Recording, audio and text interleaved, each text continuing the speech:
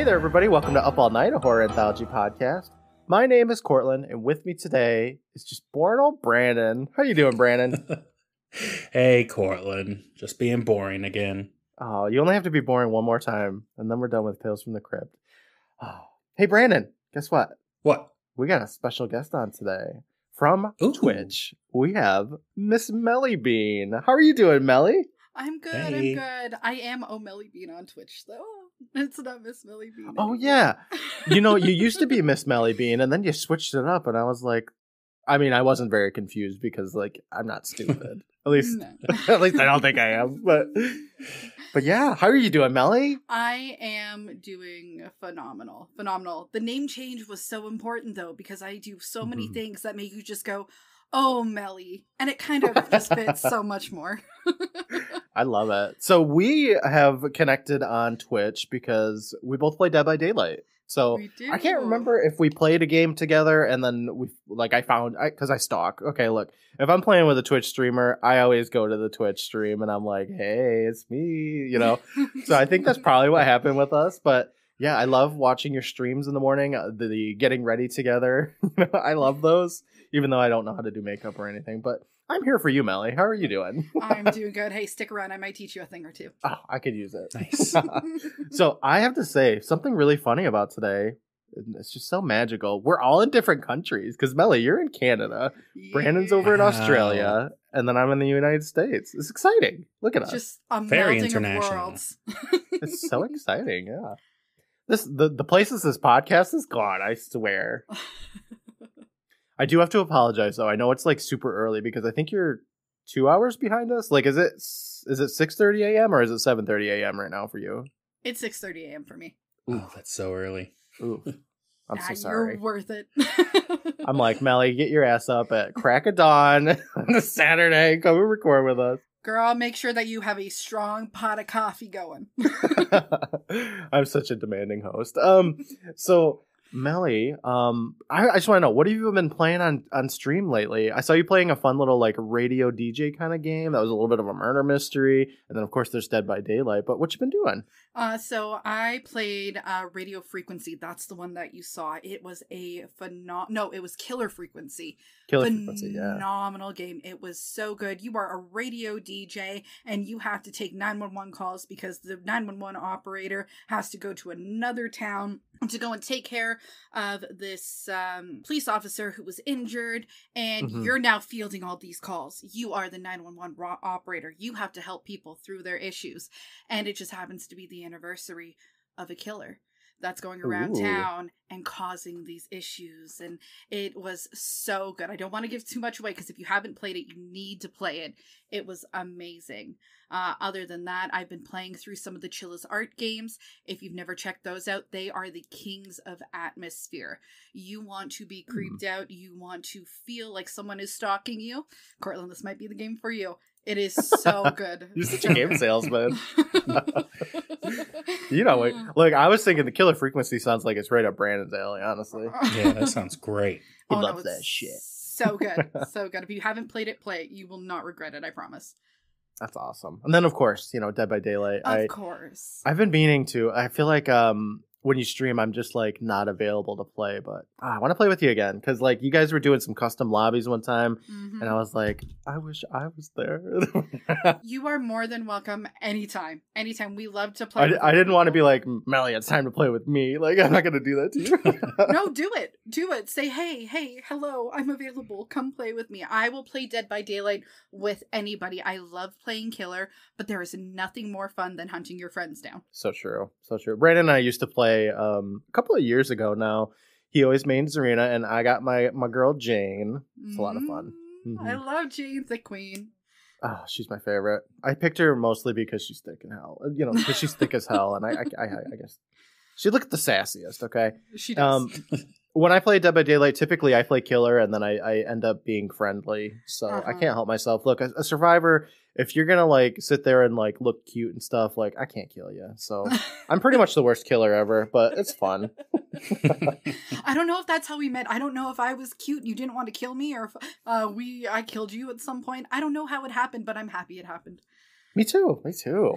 So today we're gonna be talking about some Tales from the Crypt. Now, Melly, I feel like we're all kind of the same age. So did you grow up watching like Are You Afraid of the Dark, Goosebumps, Tales from the Crypt? Yes, I Perfect. did. Do you have like a favorite horror anthology show that you grew up with? Because like I grew up with Are You Afraid of the Dark, didn't watch Goosebumps.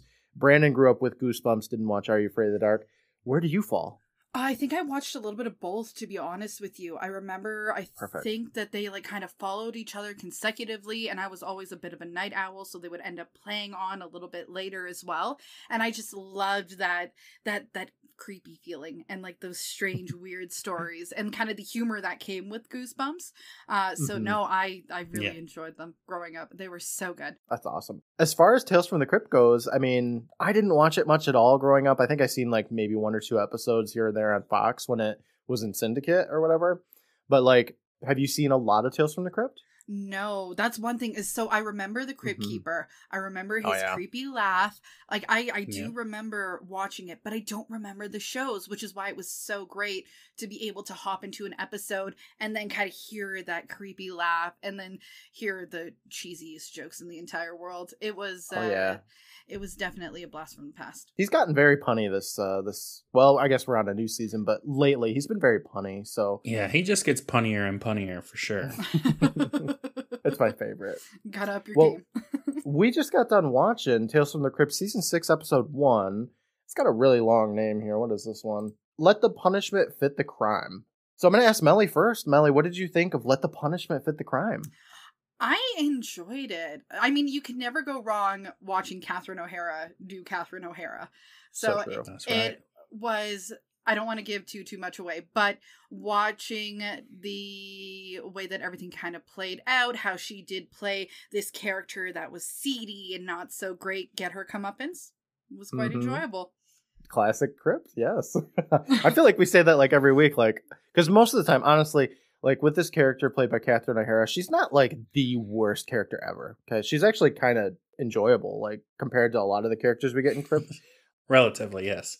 A lot of them are way more dirtbag. So to see them get their comeuppance has always been kind of like satisfying and stuff. So I don't want to spoil anything else either. But Brandon, what did you think of Let the Punishment Fit the Crime? Yeah, this episode was pretty good. Nice start for the season. Yeah, I agree. It was great to just see Catherine O'Hara just chewing scenery in every scene. Like she was just going for it all the time, as she does. Such a professional. It's not unusual to see famous people in Tales from the Crypt, and obviously they're going to be great actors. So it's kind of watching them have fun with the role, which I think Catherine O'Hara had a blast with this. I think she had a great time. Everyone always looks like they're having so much fun. 100%. With this episode, there's not a lot here. I mean, it primarily takes place in one building, but they do a lot with it. And one of the complaints I typically have with Tales from the Crypt is that a lot of the episodes are more telly than showy. You know what I mean? Like a lot of conversations and talking. And this episode does have a lot of conversations. I mean, my notes took quite a while to complete for this one. Yeah, it's a pretty wordy episode, but it's like all takes place in a courtroom. So it's kind of what you'd expect. Right. Yeah, and I don't mind it so much. Like, usually that's a top complaint of mine is that I'm like, my notes took forever. They just talk and talk. But, like, I could listen to Catherine O'Hara talk all day, every day. Like, that'd be a dream come true. And this episode's only like 20 minutes altogether. Yeah, it was a quick pretty one. Condensed. Yeah. It's very short. And so it's like, it doesn't outstay its welcome. It's paced pretty well. I liked it. I think it was a really good opener. I'm pleasantly surprised. I think we should just get into it, though. You guys ready? Yeah, let's do it. All right. Absolutely. Let's get down to it. So our episode starts up, and Crypty is back at it again with his announcer setup, you guys. Well, Melly, like, I don't know, 5 episodes or so, he's always like, he's got like his podcasting setup going. He's got this little microphone. He's a podcaster. He was podcasting before podcasting was a thing. Yeah, we're in 1994, peak 90s right now. And he's setting the gold standard for podcasts. And yeah, we're really just following in his footsteps. Yeah, this podcast is all possible thanks to Mr. Crypt Keeper. We thank you. It looks like today, actually, he's a newscaster, though. So not as cool, but it's close enough. I don't know. This suit was pretty nice. Yeah, he was. Yeah, he cleans up pretty well. He's got his little suit on and everything, guys. It's great. The lights are off, and there's a dude in the foreground who like waves his hands in front of the camera with the old like 3, 2, 1 thing. So Crypt Keeper knows when he can start talking. Yeah, it's always weird to see human beings in the crypt. They don't usually last long. No. Typically, they're dead by the end of the episode because there's that little Crypt Keeper closer at the end. Usually, they're dead, but we'll see what happens. He points at Crypty, who starts saying, "From overseas and underworld, it's the Crypt Keeper Noose Network." And we zoom in just a little bit, and the lights flash on, and our best buddy here is dressed up as a reporter. He welcomes us, saying, "Good evening, creeps. In the news tonight, Wolfman bites dog. Vampires say life sucks. Mummy takes the rap after years in denial, and illiterate zombies insist they're better dead than red." And while he's saying all that, we see quick flashes of previous episode covers, and it was kind of cool to see him again. Brandon, do you remember which ones they are? Because I know... No. I couldn't remember. There's been so many zombie episodes, I don't remember which one that is. I feel like there's zombies on every cover, including the cover of this one, even if there's no zombies in the episode. Yeah, zombies are a frequent thing, which I love. I'm a huge It's just like fan a little smell cherry it. on top of any image. Just throw some zombies in there. Same. You know, they're like sprinkles. They just add to it, you know? I know with Reluctant Vampire, that's the one they do for vampires, but I can't remember the other ones, which is fine. Something hits the back of Crypty's dome, and he reaches back and he pulls it out, saying, "This just in." And then he tosses like a shank away that has like some brass knuckles attached to it. I don't know what that is. Seems dangerous, though. Like a knuckle knife? I guess so, yeah. I don't know. I've never seen that before. Is that a thing? A knuckle knife? Yeah, absolutely. Dang, Canada's wild. You guys got knuckle knives. You know, if you need to punch and stab, you're ready. It does it all. Okay. It doesn't really seem to faze him, though, because he just goes right in saying that our top story tonight is a nasty little soundbite about an ambulance-chasing lawyer who's about to bleed the toughest case of her life, and he calls it "Let the Punishment Fit the Crime." And we get the picture for this episode, and there's something about it that feels a little bit different. Brandon, did you get that same feeling? A little bit, yeah. It feels more like... It's quite a cover. It's beautiful. I don't know. It looks more 90s, whereas I feel like the older ones were kind of capturing a more classic vibe. Yeah, like they were taking inspiration from the Tales from the Crypt comic books or something. This one seems more like modern, if you will. Yeah, modern 30 years ago.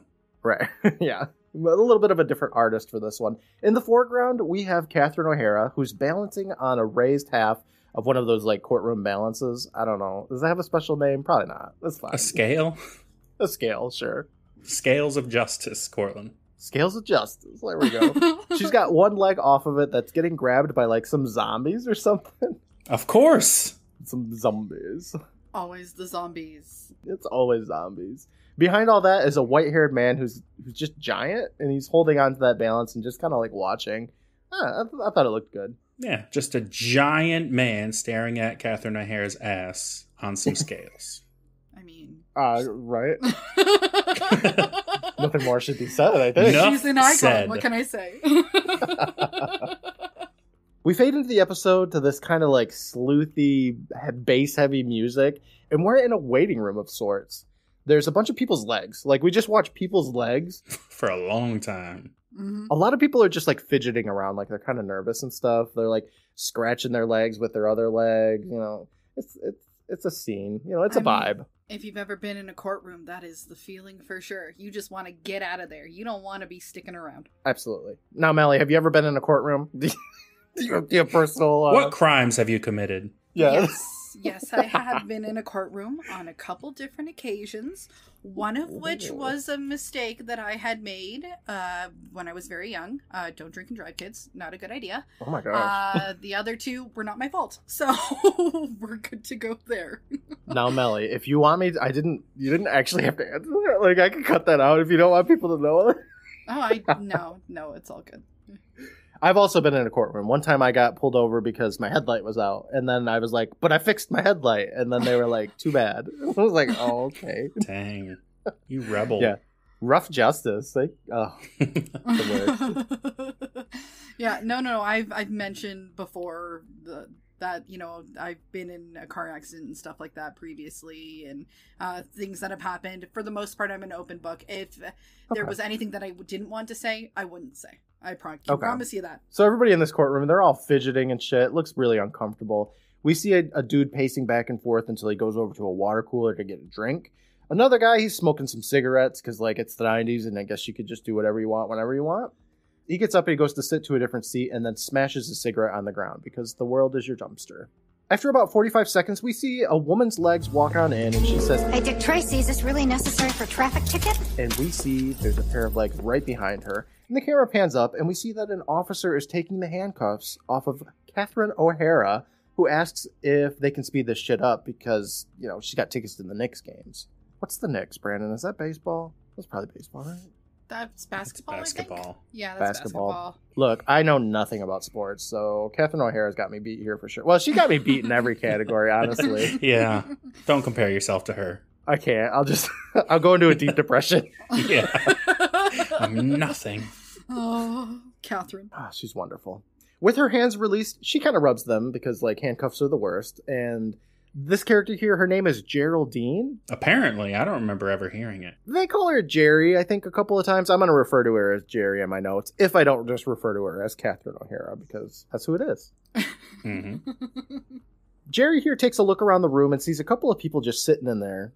And one of them is a dude in a wheelchair with a bunch of casts on. Like he just got out of the hospital and he has broken every bone in his body. Jerry checks her watch, looking all annoyed, and then pulls out her massive 1994 cell phone and she boops some buttons. It rings, and a man named Joey picks up on the other end. And Jerry's all, "Hey, Joey, listen, I'm stuck in some chicken shit speed trap upstate." He asks her where she is, and she's all, I don't know. So she kicks that dude in all them casts who grunts, and she asks him what the name of this burg is. And the man groans, and she walks over and she looks up at some letters saying that she's in the Stoopsville courthouse. And the man who was getting that sip of water corrects her, saying it's actually Sticksville. And Jerry looks at him, then goes back to her phone saying, "Yeah, I ain't heard of this place before. You want to know how I got here? For driving an improperly licensed vehicle. Now I'm stuck here for another hour and a half, so you better meet me at the garden section 8. But Joey here, he's hungry, so he asks, "But wait, what about dinner? I'm starving over here." And Geraldine tells him to shut up, because he'll survive, he can eat later. Anyway, she gotta go. During that little conversation, though, she was looking over at a picture of a public hanging, and that's kind of weird. Yeah, it was strange. Kind of gives you an idea of what kind of town this is right away. Yeah, it's Stoopsville. This is what they're proud of. Yes, exactly. Hang it up on the wall. Display that right at the courthouse. Don't mess with Stoopsville. But also, that dude in the wheelchair is trying to roll away. So Jerry runs up to him saying, Whoa, wait a minute. I'm Jerry Ferret, attorney in personal damage claims. And she pushes a business card right into his wrapped up hand. And she sighs saying, I gotta tell you, it makes my blood boil to see a good man, much like yourself, who has been grievously harmed by an irresponsible motorist. And the dude in the chair shakes his head. So she's all, by an indifferent company. And he's all, again. So she suggests an uncaring government, and the dude nods his head. So she smiles, adding that she thinks it can be settled with chump change. He tries to scooch away again, and she goes on walking with him, saying, "Now, you may think you already have a lawyer, but chew on this, my friend. Last month, I got a guy not half as banged up as you, $1.6 million in cash." And the dude in the wheelchair just kind of goes wide-eyed, and he zooms away from her as Jerry calls out that he should think about it. Over the loudspeaker, we hear somebody call out for Bowser Donald James. He's got case 5107, and he has to go to courtroom B. What a name. Wait, did you say that her last name was Ferret, like the rodent? Yes. That is so fitting for an ambulance chasing attorney. Well, they could usually do the kind of stuff like that, where the name is very fitting for the character. I didn't pick up on that. I love that. We look over at a guy with glasses on as two bailiffs walk up to him as he says, B. Not B. No! Not courtroom B! Please no! And the two bailiffs lift him up and drag him away as he screams about how much courtroom B is terrible. What a scene. Jerry just watches for a moment, then sits down next to a dude asking what was all the hubbub about. And the guy tells her, courtroom B, the judges are supposed to be real hard. And then he wipes his nose because he's got the sniffles. Jerry's all, okay, whatever. So anyway, what are you doing here? What are you in here for? And the dude tells her that he's here for felonious auto sales. And she's all, so you sold somebody a hot Studebaker? And the guy tells her, no, that he turned the odometer back on a car that he sold to a guy. So basically, he's Matilda's dad. Yeah. Right? That's immediately what I thought of. Jerry chuckles a little, being all sassy, saying, that ought to get you about 10 years. And the man says that he hopes so. Jerry's all, huh? Say what? And he slowly looks over at her and gets all ominous, saying that this is a very strict town. Dun dun dun. Mm-hmm. That's kind of the catchphrase of this episode. Yeah, if anything needs to be said, this guy, his name's Purdy, by the way, he will just like slowly stare at the camera and deliver like bad news. The loudspeaker calls out again for Purdy Lee Dreyfus to report to courtroom A, and it turns out that sniffly dude here is Purdy. He's all, uh-oh, and then he starts sniffling a whole bunch, and Jerry offers up a tissue saying, hey, pal, you don't want to seize up on the judge. And Purdy thanks her and blows his nose, and he walks away. We stay with Jerry, who walks up to another picture of a public execution. And we know it's a public execution because it's labeled that. How nice. How else would you know? It also has a year. It's 19-something. But the last two numbers are like smudged out, so you're like, it's probably like 1901, you know, because public of course it's Yeah, we haven't done public executions in years. It's fine. Right. The camera pans up on the picture, and it's just like a crowd of people looking up at some dude that's hanging on a noose. And then the camera pans over to one side of the picture, and there's like a 1994 vehicle in that picture. And the camera does this little like double take of the car, which I love. I love double takes. They're my favorite. Where you like look at the car, and then you're looking back over the scenery, and then you quick cut back over to the car, and it's like, oh, there's a car. Wait a sec. That guy's got an iPhone. Exactly. Yeah. Jerry raises her eyebrow like, what the, what's this nonsense? From behind her, somebody grabs her shoulder and she yells, hey, hey, hey, hey. And she turns around and we see an absolute nerd dressed in a bow tie and a yellow and black checkered suit, you guys. Yeah, very stereotypical nerd. It is a look, and an interesting one at that. I love it. He introduces himself as Austin Haggard, and he's been appointed by the court to handle her case. And Jerry looks Austin up and down and then laughs in his face because he's a nerd. And she tells him, look, Mr. Public Defender, I'm an attorney, Brooklyn Law of 79. And Austin's all, okay. And she's all, uh-huh, and starts to walk away. As she's walking, she's saying, even if I wasn't, I don't believe I'd be hiring an eyesore like you to represent me. They teach you to dress like a nerd and Tech night school? I don't know what that is. Austin probably doesn't either, though, because he tells her, no, I learned how to dress like a nerd at Harvard, actually. They teach that? They do, yeah. That's on their curriculum. Really? Mm-hmm. You guys wouldn't know because you guys ain't in the States anymore. It's been updated since 1994. Oh, okay. Honestly, if that's what I'm going to end up looking like out of that, I don't know if I want to pay the money for Harvard. Maybe I'll go somewhere else. Brown sounds good. Harvard is going to sue us. Slander for Harvard. Defamation. Now go to Court B. Oh, not Court B. Anywhere but Court B. So Austin tells her that the clothes just go with the idea of being a public servant. Anyway, they should both consider something, but Jerry pulls out a cigarette and lights it up. So she's like, yeah, no thanks. I don't need you. I'll be pleading guilty to this little ripoff and getting the hell out of this county.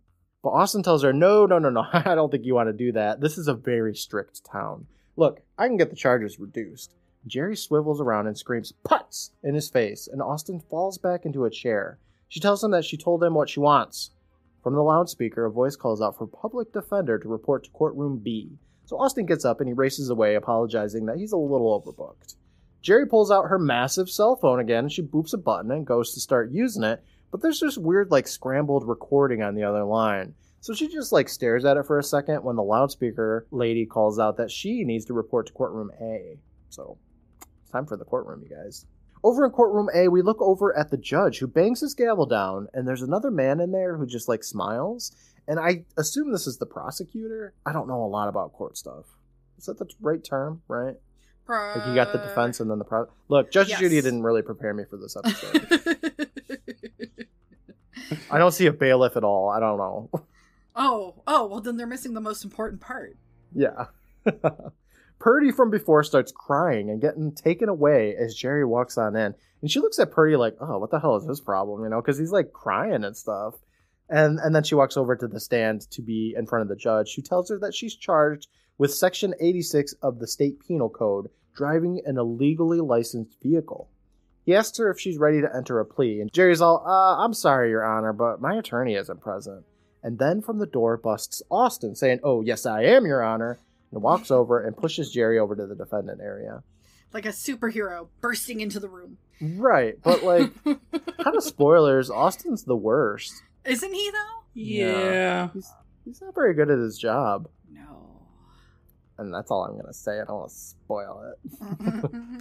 He tells Jerry that he talked to the judge and they hit him on a good day. He's agreed to decrease the sentence to misdemeanor public nuisance. Jerry's all, decrease it? Okay, fine, whatever. How much is that going to cost me? And Austin tells her 10. So Jerry's all this bullshit for $10? Here, keep the change. And he hands him over a $20 bill. Austin looks at that and saying, Not $10, Miss Ferret, 10 lashes. They can flail you now and you can be on your way. Yeah, as soon as you regain consciousness, of course. This took a very that sounds so appealing. Interesting turn. The people in Stoopsville are into some very interesting things. Stoopsville crazy. Well, Sticksville, but whatever. It's stupid. Stoop sticks. Same thing. Jerry giggles at him being like, what the hell, are you nuts?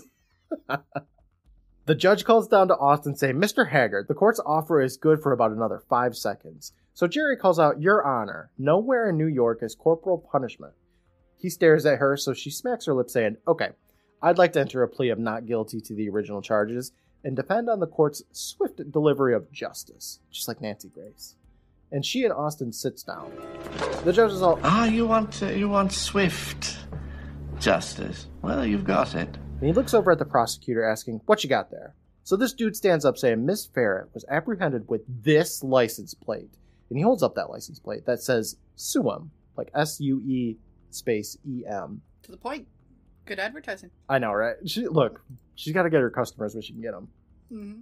It was on the rear of her Mercedes convertible. And he gets up and he walks over to the judge saying, According to New York law, 5-digit plates are reserved for local governments.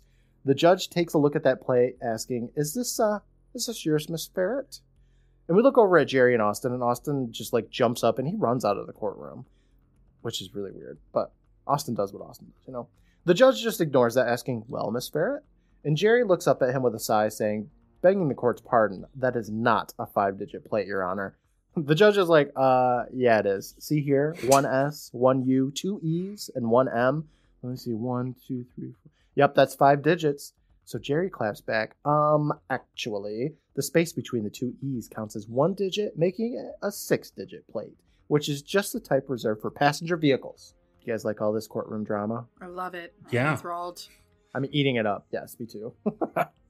The judge looks down at the plate, then up at Jerry, then at the prosecutor, mouthing that there's a space between the 2 counts. The prosecutor just lifts up his arm like, geez, I don't know. Shucks. You know? I don't know. I don't know the law. The courtroom door opens up and Austin pops in with a folder saying, Your Honor, exculpatory evidence that speaks to the public-spirited quality of the accused. And he hands that shit over to the judge that thanks him and just looks over at Jerry and mouths something to her, but I don't know what he says, but he smiles about it. So I don't know. He thinks he's a good boy. Yeah. Like a puppy. He's not a good boy. The judge flips through the paperwork here, and it's just this big colored magazine page of one of those like National Enquirer bullshit things. It's really great. It's got a picture of our girl, Catherine O'Hara, with the headline, Lawyer Gives Pacemaker Heart Attack. Other headlines include, Was Romeo a child molester? And a new cure for cancer. Yikes. Garlic I didn't powder. even notice that. Oh my I love noticing that kind of shit. Wow. We're getting it. Okay. I love it. I love that this like crazy evidence is coming from like this bullshit magazine. We look over at Austin, who steps up by Jerry with a smile as Jerry looks pissed. We see another newspaper clipping that's titled Class Action Queen says title suits her fine. And the judge looks over at this shit saying, yes. So, you were the lawyer that took down Metahart. And Jerry tells him, Yep, $56 million. Not a bad payday. And the judge thinks that's amazing. Jerry's all, thanks, girl. Then he says that it's amazing that the jury could fall for such a load of garbage. And Jerry tells him, Hey, I proved my case and my clients were victims of a callous medical establishment. And the judge tells her, in 10 years of use outside the laboratory, the car detox 7 pacemaker never... Look, I'm sorry, you guys. This is all just superfluous bullshit. I'm sorry. No, it's all good. It's all good. It never failed. Look, basically what he's saying is that the pacemaker never failed or something. And Jerry's all, that's irrelevant. We all know medical devices break. We provided the jury with a range of psychological proofs that the wearers of the Metahart pacemaker, which were my clients, burdened with that knowledge, suffered life-shortening daily trauma. And then she chuckles about that. This is all backstory. It's presented in an odd way, but I'll take it, I guess. Yeah, we get it. She's a heartless attorney. Exactly. This is the part where it's trying to make Catherine O'Hara seem like she's a shit, you know? Just the worst of the worst. She could, like, look, you could paint Catherine O'Hara in a terrible light and I still wouldn't care, okay? She's Catherine O'Hara. She could do no wrongs. She's an icon. We swoop over to Austin, who says, Your Honor, my client is a woman with noble cause, but the judge tells him to shut up, as he should, that he says that he knows exactly what his client is, a cynical and immoral woman.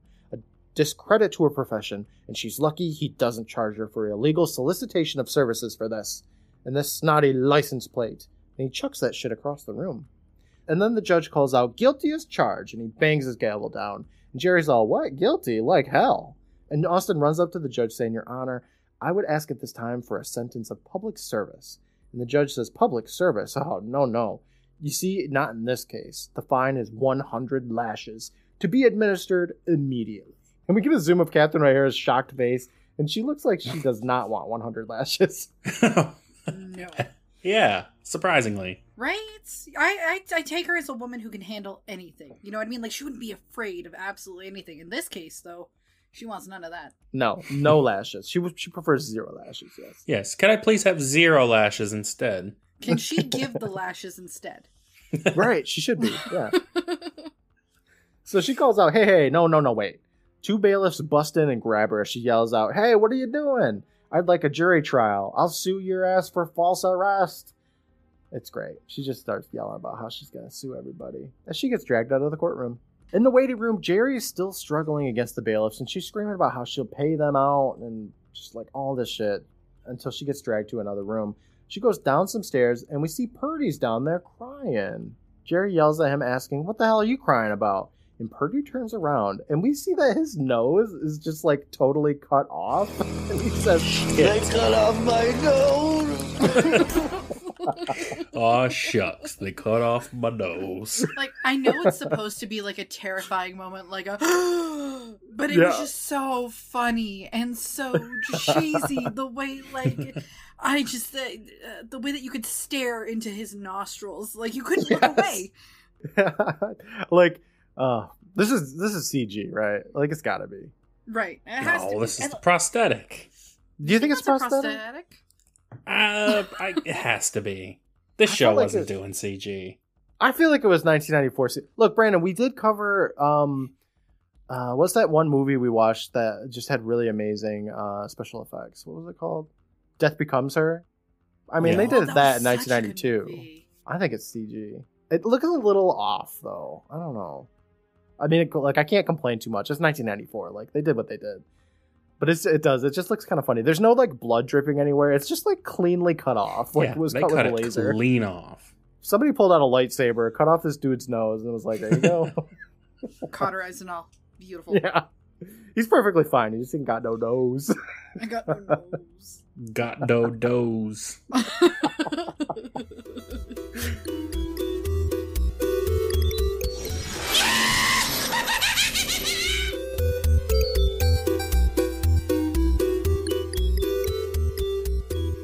Hey there, everybody. Cortland here, your good buddy and your defense attorney. Thank you so much for joining us today, whether this is your first episode or you've listened to everything we have. We're so thankful for you spending some time with us. We have officially started Season 6 of Tales from the Crypt, which means we're in the final stretches of this show. There's still Season 7, and there's 3 movies as well, so we have a little bit of time, but we wanted to know, what horror anthology series would you want us to cover next? You can send us a message on social media at UANPod on Twitter, at Up All Night Podcast on Instagram, at Private Island Presents on TikTok, or at Up All Night HA Podcast on YouTube. You can also join our Discord server, and you can find a link for that in the episode description. Send us a message there, or you can send us an email. That's privateislandpresents@gmail.com. If you're looking for bonus content, check us out on Patreon, patreon.com/privateisland. I post new episodes multiple times a week, including early release episodes, bonus episodes, and so much more. I'd like to take a moment to thank our current patrons, the Beths, Venice Witch, Tristan, Redemption, Lyle, Eddie, Rad Magical, Faith, and Shane, the Goths, Stephen, Matt, Aaron, Brittany, Sid, Corey, and Jennifer, the citizens of Carlsville, Sarah, Mr. Normal, Matt, Keith, Christy, Angela, and Meredith, and you boys and girls, Kathy, Farron, Bryce, and Brian. Thank you for your support, everybody. Brandon and I truly appreciate it. We finally hit over 1,000 followers on TikTok, and that platform has really been enjoying what I've been making. I hope you check it out. I'd love to try live streaming some things over on TikTok sometime soon. To chat with me live, you can check me out on Twitch. That's twitch.tv/privateislandc. I go live every few days. Lately, my son has been streaming Elden Ring, which he's been having a blast with. I also tend to play a bit of World of Warcraft with my wife, and I'd love to get back into some Dead by Daylight. Speaking of streaming, our guest this week is Melly, and you can find her on Twitch. She plays a lot of Dead by Daylight, and she is just absolutely wonderful. I always watch in when I can, so check her out. That's twitch.tv/OMellybean, and that's OHH Mellybean. I'd like to take a moment to thank the Benevolent Badger for their work on the music for our show, aside from this themed dating start from Undertale composed by Toby Fox. I'd also like to thank Brandon for his work on the artwork. Thanks so much for listening in, everybody. For now, I'll let you back to the episode, and I'll talk with you next week. Bye, everybody.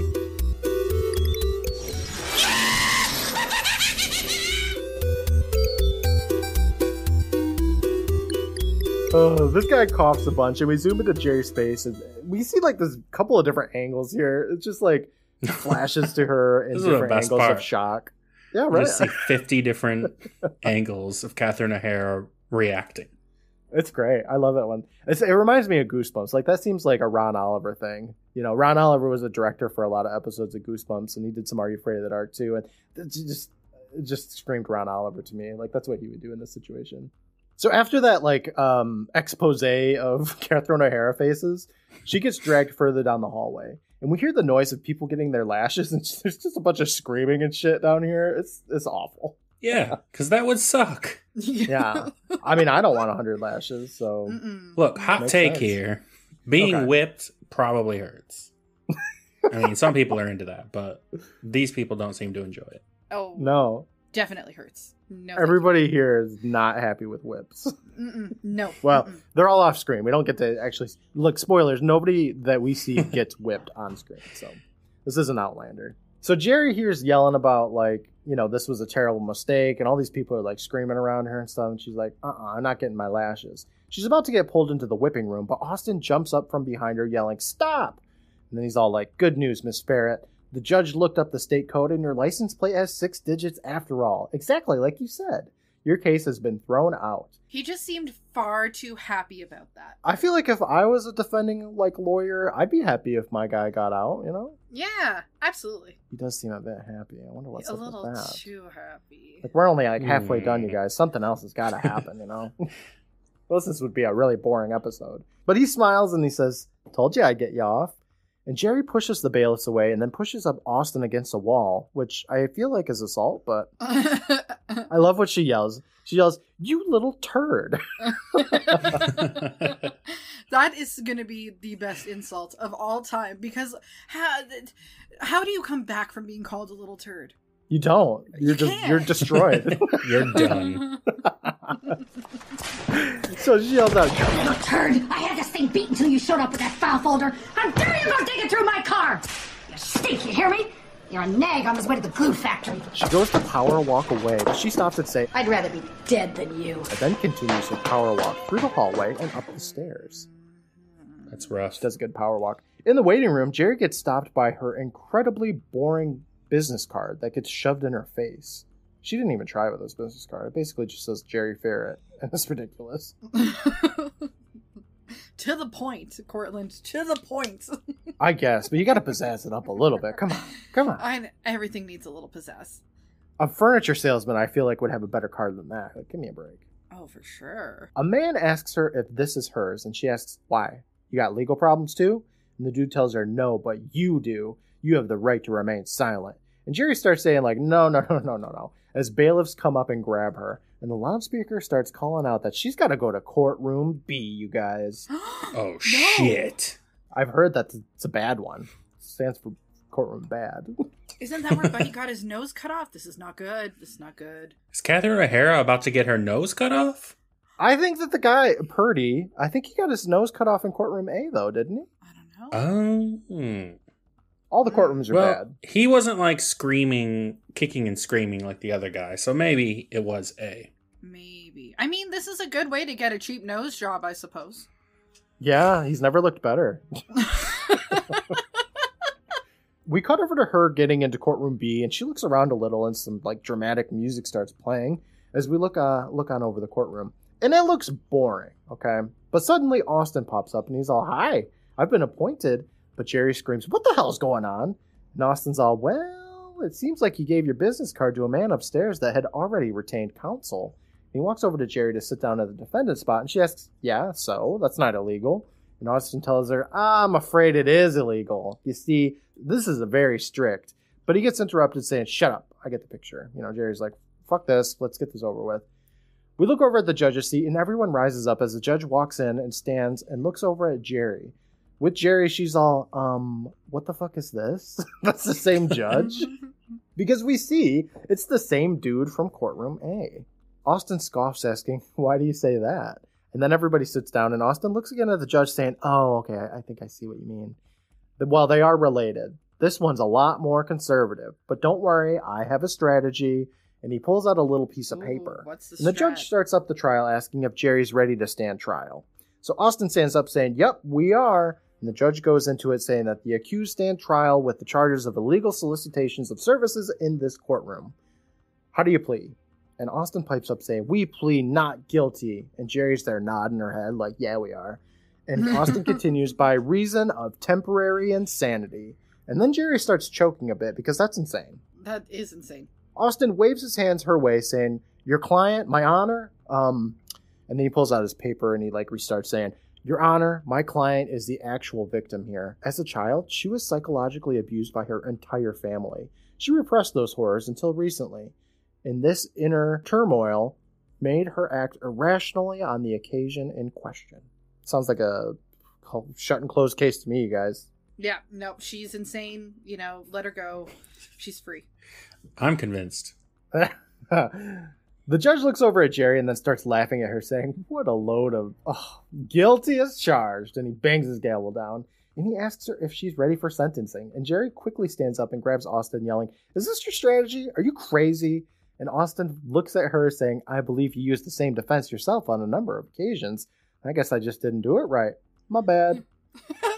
From around the room, we hear electrical noises, and somebody screams a whole bunch as the lights flicker. And then Austin asks if Jerry can have a sentence of public service. And the judge is all, "Nah, not a chance." Prisoner is to be pilloried for a period of 1 year. Jerry's all, "Pillared? What the fuck is that?" I had the same reaction. I didn't know what pillared was. I did thought too. She was going to get tied up to a pillar, just kind of dangling there. I was so wrong. I had to Google it because I was like, I know it sounds medieval to me, and I was right, but I didn't know what it was at the moment as well. She just begs Austin to appeal because there was no due process, and Austin asks her, "Don't you think it's time to just quit while you're ahead?" Then we quick cut over to Catherine O'Hara screaming because she's locked in the pillory, which is this medieval torture thing where you're standing but you're bent over and your heads and your hands are locked into the wooden thing. I feel like everybody knows what I'm talking about, right? Mm-hmm, mm-hmm. I do now. It's okay. It's probably an American thing. You wouldn't get it. Must be. We don't do that up in Canada. Pillories aren't a thing. No. This is witch trial stuff. She yells out that "You can't do this to me" as those two bailiffs finish setting her up. They walk away and out of the room as she calls out that once she gets back to the city, she's going to sue every last one of them. Yeah, maybe not a thing you say before you've left. I always leave the room telling everybody I'm going to sue them, so I don't know. Yeah, you're going to regret letting me go. Now that she's alone in the room, she yells out, "Oh my God," a couple of times, and we hear somebody screaming from another room. She looks all around the room a few times, and then some blood starts dripping on her hand. So she looks at it saying, "Oh my God." Again, as you would, that'd be kind of weird. Mm-hmm. Then somebody laughs, and she's all, "Hello?" And we hear a woman's voice call out, "You're not scared, are you?" And we look around the room, and Jerry demands to know who is there. And then some old dude in a hospital gown and blood just all over his chest walks out saying, "This ain't scary. Scary is not being able to get a pacemaker because you sued the company into bankruptcy, and then having to spend my life savings on surgeries instead." Oh man, that's another thing that you wouldn't get for there in Canada. The way that we torture people up in here is we just drench them in maple syrup and then toss them out into the woods so that they can get chased by bears. Yeah, leave them to the bears and the caribou and stuff. Is that the right word? The moose? Moose. Caribou. Yeah. Same thing, right? Whatever. No, I don't know. When you see a moose, you'll remember. That woman's voice calls out, or dying because you can't afford a doctor because the doctor has to charge so much to pay for his malpractice insurance. And I'm just like, I don't know what the fuck's going on, you guys. They just keep chit-chatting. I don't get it. We look up at the woman who looks like a straight-up fucking zombie, okay? Yeah. Maybe that's where it came from. Yeah, it's kind of a zombie. They did incorporate a zombie. It's like, yeah, it's the zombies from, like, the cover. It's just kind of people in hospital gowns that look pretty jacked up. So it's kind of representing, like, past victims, I guess, of that whole meta-heart thing. Right, yeah, it's a conscience. Like a very Scrooge vibe, like getting revisited by the ghost. That's what it felt like in that moment. Mm-hmm. The camera pans up over to another dude who again is all jacked up. He's got like one arm that's just like hanging behind his head. He looks like he got fucked up. Did Catherine O'Hara do that to him? I mean, I didn't think she had it in her. Catherine O'Hara, you monster! You get in her way and she'll fuck you up. So Jerry asks, like, what do you guys want? And everybody in the room just laughs at her. The first guy is saying a pound of flesh will do. Then a skeletal claw of a hand reaches over and caresses Jerry's face. Oh, no. Suddenly, Austin's in the room saying hi. And Jerry looks around again, and everybody in the room's gone, aside from Austin. And then she looks back in front of her, and Austin's there saying, good news, Miss Barrett. They granted your appeal if you still want to do it. She tells him to get her out of here, and she thinks that she's going nuts. So Austin smiles and walks on over to Jerry. Now we're in the hallway, and Jerry is muttering about how insane all of this shit is, and Austin opens up a door telling her she needs to go this way. So they walk on into courtroom C. In courtroom C here, it looks pretty terrible, okay? It's just this very tiny room, and she takes one look at that, and she's like, nope, I'm out of here. So she turns to leave, but the door slams in her face. So she bangs on that for a second before turning around. Courtroom C stands for closet. And walking on into the tiny courtroom. That's essentially what it is. That is what it is. It's like Harry Potter, okay? Like Harry Potter. The judge swivels around in his chair, and of course, it's the same dude as before, and Jerry's all, ah, shit. Not this again. Fucking damn it. They only got one judge. Why'd I make him so angry? Apparently it's a different person, though, because Austin pipes up saying that this guy is the strictest of all the judges. So the judge calls out, good work, Mr. Haggard. Very nicely argued. And then the judge makes it rain with all the court documents. He just throws them up in the air, and that makes it rain. Austin tells him thanks, and the judge tells Jerry that he read her attorney's brief, and however persuasive his presentation was, we find no reason to overturn the other judge's verdict. Your actions were cut and dry. You violated the law, and you gotta pay. However, the sentence handed down for my colleague was wholly inappropriate. I sentence you to death by electrocution.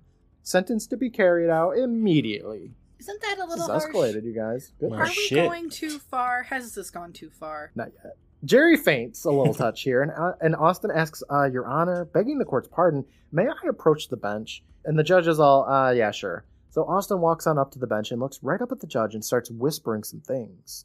Jerry tries to hear, but it's too late. She can't hear anything. The judge bangs his gavel, saying, very well. It is in the court's opinion that while your client is an unmitigated scumbucket, her skills are worthwhile and should be put to work for the public weal. Now, I hereby sentence you to return home to do public service for a time yet to be specified. Jerry smiles a little and then starts running towards the door, and she opens that shit up, and she steps into the next room and looks around to see an electric chair just chilling in the middle of this room, and she's all, wait, what the hell? I thought this was going to be a hallway. What the fuck is this?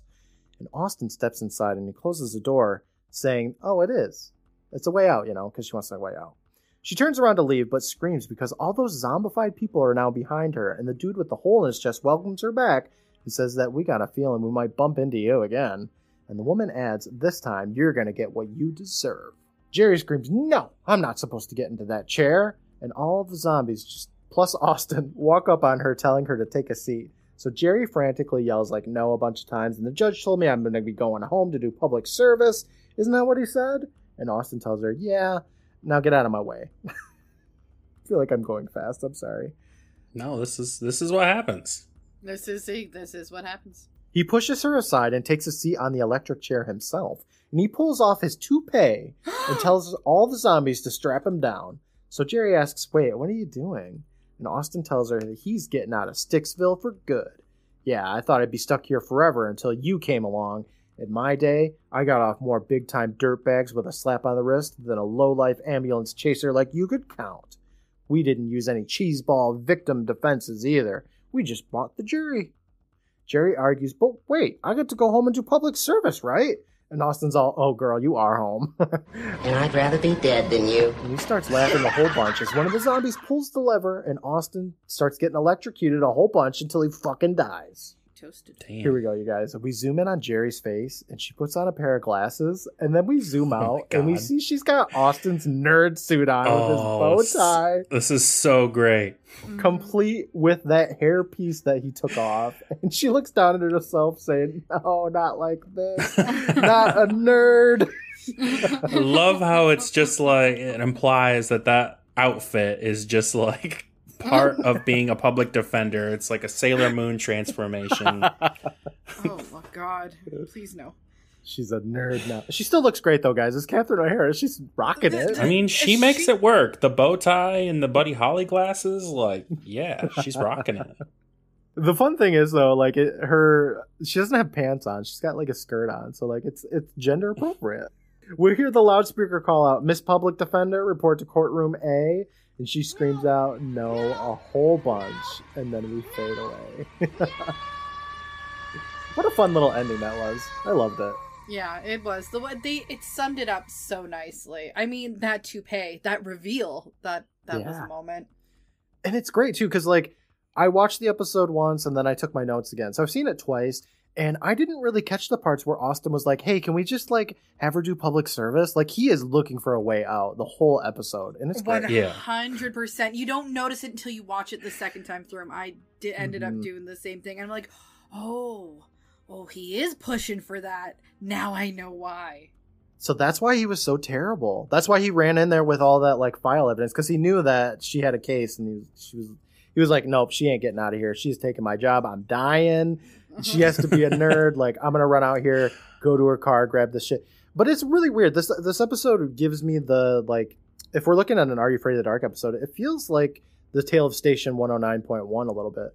Melly, that's the episode that has Gilbert Gottfried and Ryan Gosling in it. Have you seen that one? Oh, no. Well, probably at some point, because it sounds familiar, because I know that I've seen Gilbert Gottfried in Are You Afraid of the Dark, but I do not remember the episode. That episode is like... when people die, they go to this waiting room and they get like a slap bracelet put on them, and then they like wait their turn to go into the afterlife. Kind of like Beetlejuice a little bit. Oh, okay. Yeah. It gives me those kind of vibes because it's just so like paranormal, you know, because like at first she's in like a normal courtroom and then it gets like, I don't know, like it's, what's the word? Like purgatory kind of thing. Yeah, I was just going to say it becomes her own personal purgatory. Yeah, because like the vibe is that she's not going to be able to leave here ever. You know, she just has to do public defending shit forever. And I don't know, it's great. And I think that the shift happened when she tried to use her cell phone the second time, and then she couldn't talk to Joey. But it's like, I don't know. You did say to Joey like, "Hey, I'm in Sticksville," so like she can find her. I don't know. It's weird. It all doesn't matter. It was great. But now we're back with the Crypt Keeper, who is still a newscaster, and he's got a little microphone saying, "Talk about trial and terror." Still, I think Jerry will do just fine. I mean, aside from the occasional attack of motion sickness, I don't know.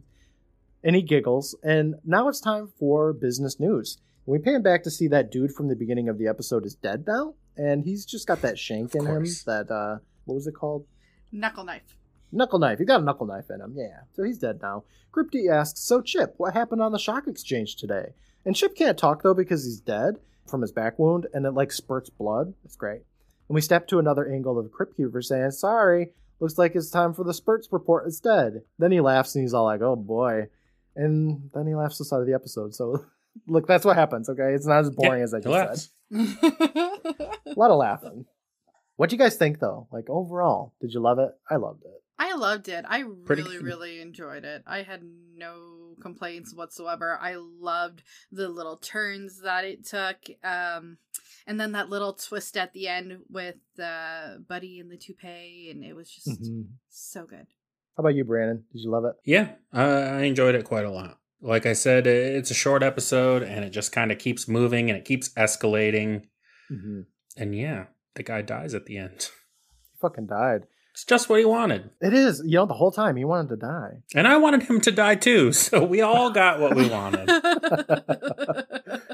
But did you guys learn anything from Let the punishment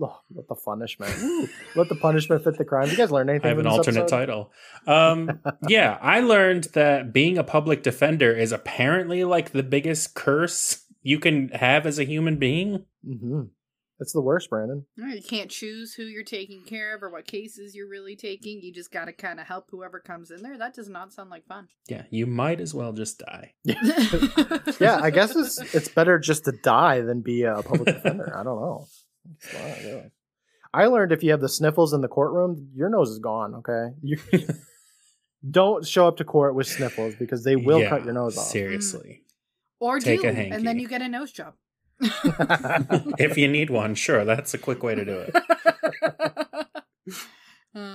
I learned what goes around comes around. I learned to just take the 5 lashes at the beginning.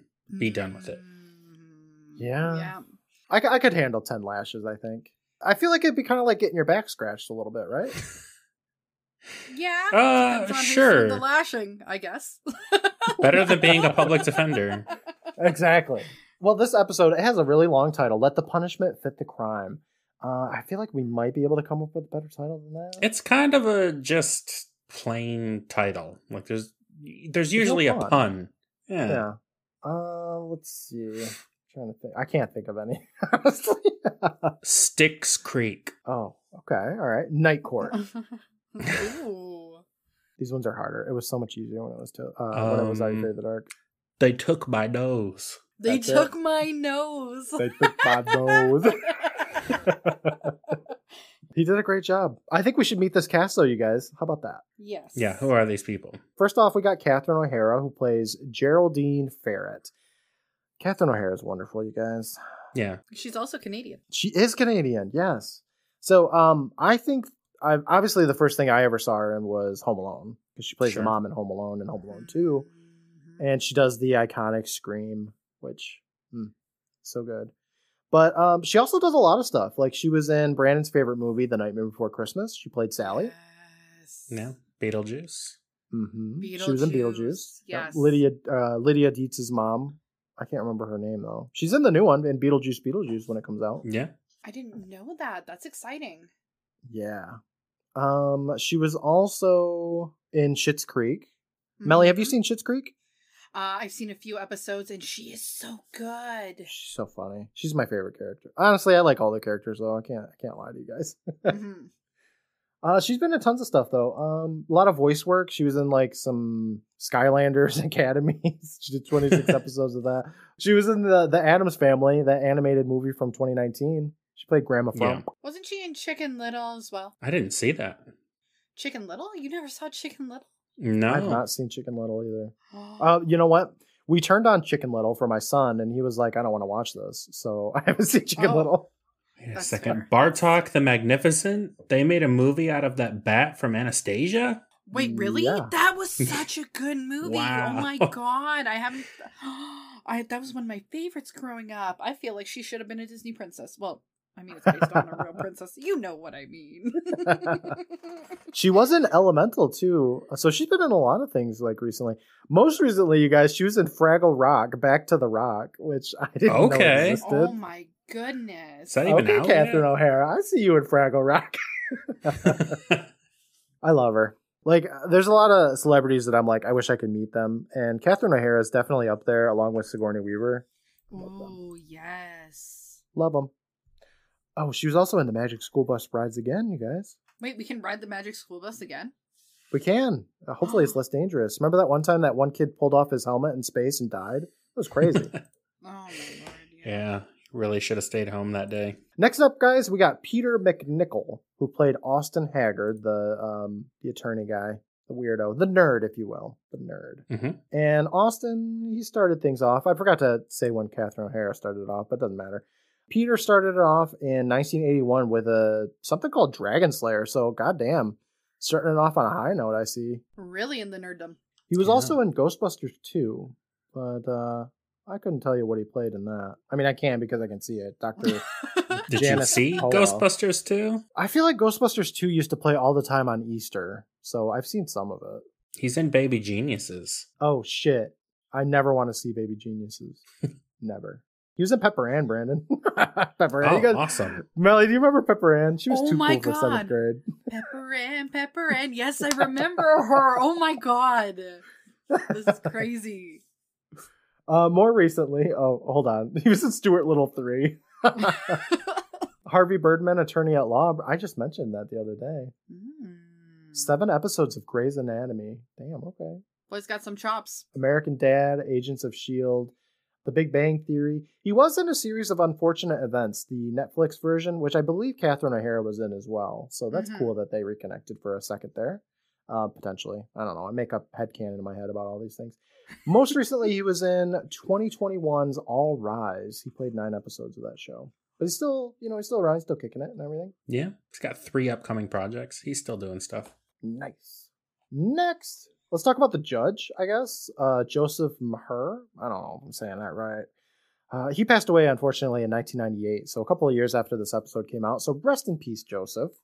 But our judge here, he had a great voice, by the way. He had a nice English accent. He started it off at I looked at this previously, right? So he started it off in 1952, allegedly, with a show called Guiding Light. But this show, okay, it was on from 1952 to 2009. Oh, wow. Yeah. So I was like, that's got to be wrong, right? IMDb, you're probably wrong here. I don't think it is, though, because this show has 10,532 episodes. It's got to be like a Lord. soap opera or something. Yeah, fucking for insane. running for that long and have that many episodes. It's weird, though, because I've never heard of it. Are you into soap operas? How many soap operas do you watch? Look, I know like General Hospital and like Days of Our Lives and stuff. Like a show going on for 10,000 episodes, though. Don't you think you'd hear about that? No? No. If it's something you're into, maybe.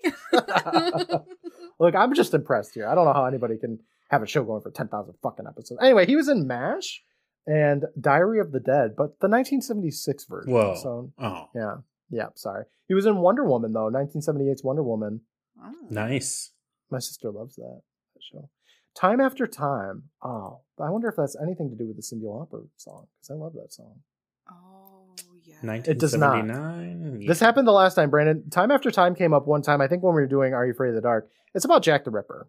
So it's not anything to do with our girl that's Cyndi Lauper. pretty far Oh, away from Cyndi Lauper. Yeah, yeah. It's like as far as possible. Amazing. I saw her. That was my first concert I ever went to, was Cher, and Cyndi Lauper opened up for Oh her. my gosh. Whoa. So good. It I'm was jealous of that. amazing. Oh my, gotta love my grandparents. We used to watch the Sonny and Cher show every night when I spent time up at their house over the summer. My parents shipped us off up north, and we loved Cher. So they took me and my younger sister downtown Toronto to go and see the concert, and oh my god, it was amazing. That's a dream come true, honestly. Right? I got a Facebook ad, I think it was just yesterday, that was like, hey, you should go see the Cyndi Lauper like final concert tour, because she's going to be in Detroit here soon. And I was like, I kind of want to go to that. I was like, I would go see Cyndi you gotta Lauper. go. Oh, Portland. I bet she still kicks ass. Oh, I'm sure she does. I love her. What else has this guy been in? Seinfeld, Batman the Animated Series. Oh, he was in Tales from the Crypt. Look at that. Oh, Mars Attacks. You guys ever seen Mars Attacks? Oh my, yes. Yes. That movie terrified me. Me. That act like those aliens, they just, I don't know. This is so creepy. They look so weird. Yeah. Right? Something disturbing about them. I thought they were going to eat my toes growing up. Like, it was terrifying. The last thing that Joseph was in was 1999's The Out of Towners. And then he passed away. Well, he passed away in 1998, but, posthumously and all that. And let me see here. Should we look at anybody else? I mean, I feel like we should look at Purdy. Okay. Purdy Lee, played by Wesley Mann, who I immediately recognized as the principal from That's So Raven. Because that's the kind of celebrities I know, Melly. I'm terrible with celebrities, but I know my man from That's So Raven. 6 episodes of That's So Raven. Yeah, he started it off on the best show ever, The Golden Girls. Okay, I don't know how you can get any higher than that. Oh, wow. Okay. 1988, he played in 1 episode. And then he was in My Stepmother as an Alien. Oh, he was in Back to the Future Part 2. Not part 1, though, even though part 2 takes place a lot in part 1. Spoilers. Oh, he was in But I'm a Cheerleader as well. Okay. Oh, me too. He was in Home Improvement, Brandon. You love Home Improvement. And Family Matters. I mean, god dang, he was in everything. He's like a very recognizable face, but like I can't place him in anything. Have you seen him without a nose? Now I have. He played in one episode of Veronica Mars, credited as Ned Flanders type. Weird. That's weird. Yeah, that's a weird credit. Oh, he was the caterpillar in the live-action Adventures in Wonderland. Oh, the one from the 90s? Oh. Yes. I vaguely remember weird that show. Fuck right. Yeah, it was. Most recently, he was in Palm Royale in 2024, so he is still working it. Wow, nice. But that's our cast, you guys. I think that's all we really need to talk about. Brandon, do you want to see what's next week real quick? Yeah, what do we got going on? Okay, so season 6, episode 2 of Tales from the Crypt is called Only Skin Deep. So not only Sin Deep, okay, Brandon? Don't get those confused. It's going to be very hard. I know. You can do it, though. I believe in you. This one reads, a violent, hot-tempered man goes to a Halloween party hosted by his ex-wife. Not a good idea. Bad idea. Where he meets a mysterious but beautiful masked woman who needs more help than he does. Oh, okay. Is there any chance that masked woman isn't his ex-wife? Good question. Oh, is there a thing with ex-wives? There's a thing with gold diggers, usually. Oh, it's mostly gold diggers. Yeah. Gold diggers and zombies is pretty much all we get. I mean, those are things that you should be terrified of. Let me take a quick look at this cast here, see if Brandon recognizes anybody, because I sure don't. All right. Peter Honorati? Peter Honorati? No. How about Sherry Rose? No. Stephen Liska. Are you making these up? No, I'm not making them up, I promise. Diana Delaskio. All right. It seems like maybe they saved some budget on the cast for this one. Yeah, they were like, we got Catherine O'Hara, but also everybody else. But next week, we're going to have Peter Honorati. It's Guys, we got to trim the budget. Well, get rid of Arnold Schwarzenegger and add in. He can't do any more Steven. episodes. That was a lot of fun, though, Melly. I just want to say thanks so much for joining us for this episode of Tales from the Crypt. Absolutely. I was so happy to do so. It was so much fun. I really enjoyed watching the episodes. It definitely kind of reignited my childhood, and I always love revisiting that. It's so good. Yeah. So, if you want to, promote yourself. Where can people find you? You know, obviously Twitch and then Instagram and TikTok and all the fun stuff. I want people to see the Melly. So you can find me, O'Mellybean. That's O with 2 H's, on Twitch. You can find me on Instagram for sure. TikTok, not so good at posting there, but we're trying. The best thing is to hop into the stream. You're gonna have a good time. We get a little awkward. We definitely have a lot of fun. We're just a whole bunch of giggly, chaotic nuisances. And if you enjoy horror games and you enjoy interacting and playing through things, it is a great place to be. You know, it's always a good time. And we're going to have to get Cortland on there to play a few games of DBD with us as well. When do you typically stream? So usually I've been streaming in the mornings. We do a get ready with me, have coffee, have a nice little discussion, and then we hop into some games. Sometimes you'll see me in the evening as well, but predominantly first thing in the morning. Cool. I love it. Yeah, we'll definitely have to get together and play some games together because, look, I don't have a lot of friends that, well, okay, let me stop there. But I don't have a lot of people that I can play DBD with, so I would love to play with somebody. Brandon used to play with me, and then he was like, fuck this shit. My internet can't handle it. It's one of those games. Like, it's very polarizing. Like, either you love it or you hate it. And unfortunately, some of my friends come and play with me because it's fun, because we make it fun. Customs are where it's at. Who doesn't like to hunt down their friends? Exactly, right? That's what life's all about. Well, I just want to say thanks again so much for joining us, Melly, and I had a lot of fun today. I hope you did as well. But gosh, I think I've been up all night, you guys. I think I might head out here. I'm honestly gonna go take a nap because I don't have anything to do today, which is great. So I will. Well, Melly, I will talk with you soon because I'm sure I'll stop into the stream and bug you for a bit. But Brandon, I'll talk with you next week for Only What's this one called? Only Skin Deep. There we go. Not Sin. Yes. Good. Right. All right. I'll be here. Sounds good. All right. Well, bye, everybody. Bye. Bye.